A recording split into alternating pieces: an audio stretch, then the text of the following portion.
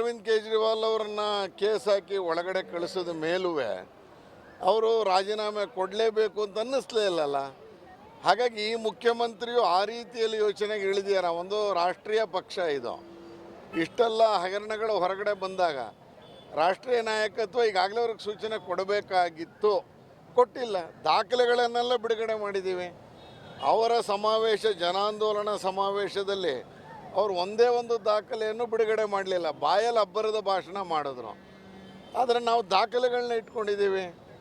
ಮುಖ್ಯಮಂತ್ರಿಗಳಾಗೆ ಕೊಟ್ಟಿರುವಂಥ ಅವ್ರ ಪಾರ್ವತಿ ಮೇಡಮ್ಗೆ ಕೊಟ್ಟಿರುವಂಥ ಕ್ರಯಪತ್ರದ ದಿನಾಂಕವೇ ಕಾನೂನು ಬಾಹಿರ ಅಂತ DC ಬರೆದಿದ್ದಾರೆ. ಹಂಗಾರೆ ಜಿಲ್ಲಾಧಿಕಾರಿಗಳ ಲೆಟ್ರಿಗೆ ನೀವು ಮಾನ್ಯತೆ ಕೊಡಬೇಕಾಗಿತ್ತಲ್ಲ ಮುಖ್ಯಮಂತ್ರಿಗಳೇ, ಯಾಕೆ ಕೊಡ್ತಾ ಇಲ್ಲ ನೀವು? ನಗರಾಭಿವೃದ್ಧಿ ಇಲಾಖೆ ಯಾಕೆ ಇಷ್ಟೊಂದು ಮೌನವನ್ನು ವಹಿಸಿದೆ? ಜಿಲ್ಲಾಧಿಕಾರಿ ಸುಪ್ರೀಂ ಅಂತೀವಿ, ಅವ್ರ ಮಾತಿಗೆ ಬೆಲೆ ಕೊಡಲ್ಲ ಅಂದರೆ ಆ ಅರ್ಥದಲ್ಲಿ